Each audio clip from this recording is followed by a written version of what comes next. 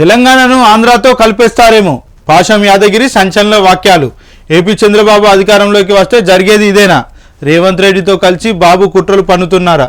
కాళేశ్వరంపై అబండాలు, అప్పుల లెక్కలు, శ్వేతపత్రాలు దీనికోసమేనా? తెలంగాణ రాష్ట్ర ఏర్పాటును విఫల ప్రయోగంగా చూపించే ప్రయత్నమా? రేపు చంద్రబాబు గెలిస్తే కాంగ్రెస్ పార్టీ వాళ్ళే ఆంధ్ర తెలంగాణను కలిపేస్తారేమో.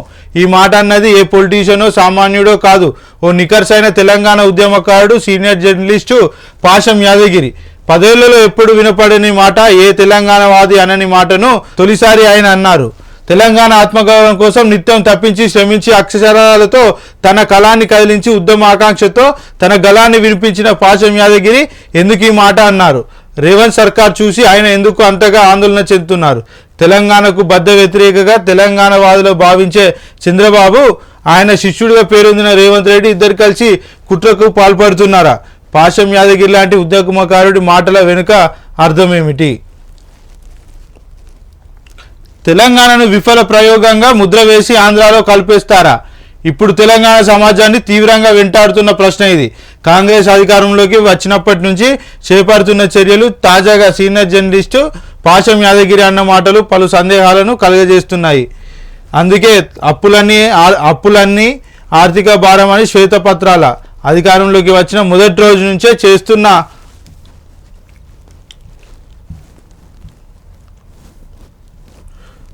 చేస్తున్న ప్రయత్నాలు అందుకేనా అన్న అనుమానాలు కలుగుతున్నాయి.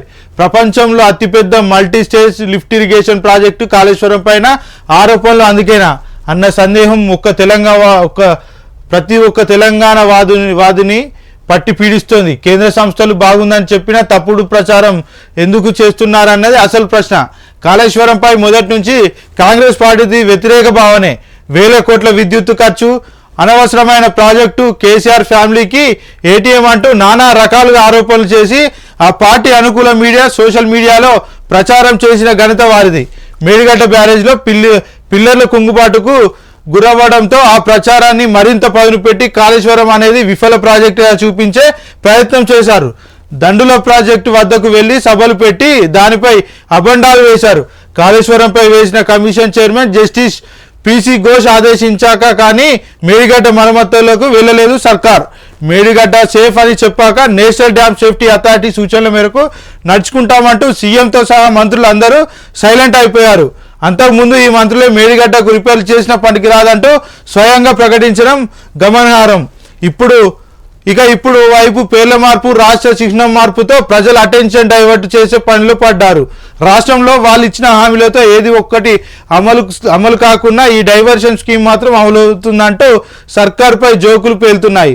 సర్కార్ నిర్ణయాలపై ఎవరైనా ప్రశ్నించడం మొదలుపెట్టగానే దాని నుంచి జనం దృష్టి మళ్లించడానికి వెంటనే ఏదో ఒకదాన్ని వెలికి తీయడంతో సరిపెట్టేస్తుంది. కాంగ్రెస్ పై చర్చను డైవర్ట్ చేయడానికి ఫోన్ ట్యాపింగ్, దాని నుంచి డైవర్ట్ చేయడానికి లోగోలు, పేర్ల మార్పు, ఇలా ఏదో ఒక అంశంపైకి చర్చ మళ్లిస్తున్నారు. అంతేకాని పాలనలోని లోపాలను సరి చేసుకోవడం లేదు. రైతుల కష్టాలపై, ధాన్యం కొనుగోళ్లపై, విత్తనాల పంపిణీపై లేని శ్రద్ధ మిగతా అంశాలపై మాత్రం కాంగ్రెస్కు సర్కార్కు కలుగుతుంది. ఒకనాడు తెలంగాణను తీవ్రంగా వ్యతిరేకించిన చంద్రబాబు శిష్యుడిగానే రేవంత్ రెడ్డి రాజకీయాల్లోకి వచ్చారనే విషయం కాదనలేని సత్యం. చంద్రబాబు సామాజిక వర్గానికి హైదరాబాద్లో భారీగా బిజినెస్లు, రియల్ ఎస్టేట్ వ్యాపారాలు ఉన్న విషయం తెలిసిందే. తెలంగాణ ఏర్పడ్డాక ఆ సామాజిక వర్గానికి తగిన ప్రాధాన్యత లేకుండా పోయిందన్న భావనలో వారంతా ఉన్నారు. ఒకవేళ ఇదే కంటిన్యూ అయితే తమ వ్యాపారాలకు, తమ ప్రాబల్యానికి ఇబ్బందులు ఎదురవుతాయన్న ఆందోళన వారిది. బాబు కమ్మ సామాజిక వర్గానికి ప్రాధాన్యత తగ్గకపోవడంతో తిరిగి తమ గుప్పిట్లో తెలంగాణను పెట్టుకునేందుకు రేవంత్ రెడ్డితో కలిపి కుట్రలు చేస్తున్నారా అన్న అనుమానాలు తీవ్రమవుతున్నాయి. ఈ అనుమానంతో భయంతోనే పాషం యాదగిరి లాంటి సీనియర్ జర్నలిస్ట్ ఆ వ్యాఖ్యలు చేశారన్న అభిప్రాయం ఏర్పడుతుంది.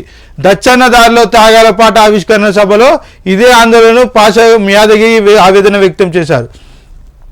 తెలంగాణ ద్రోగులను పక్కన పెట్టుకుని ఆవిర్భావ దినోత్సవ సంబరాలు తాము వేదికను పంచుకోమని తేల్చి చెప్పారు. జూన్ 2న రాష్ట్ర ప్రభుత్వం చేయనున్న సత్కార కార్యక్రమానికి ఎవరు వెళ్ళొద్దు అంటూ పిలుపునిచ్చారు. దీనిపై రాష్ట్ర రాజకీయాలు వేడెక్కాయి. ఎంతో మంది బలిదానాలతో ఏర్పడిన రాష్ట్రాన్ని మళ్ళీ ఆంధ్రాతో కలపాలన్న ఆలోచన ఏంటన్న ప్రశ్న అందరిలోనూ మెదులుతుంది.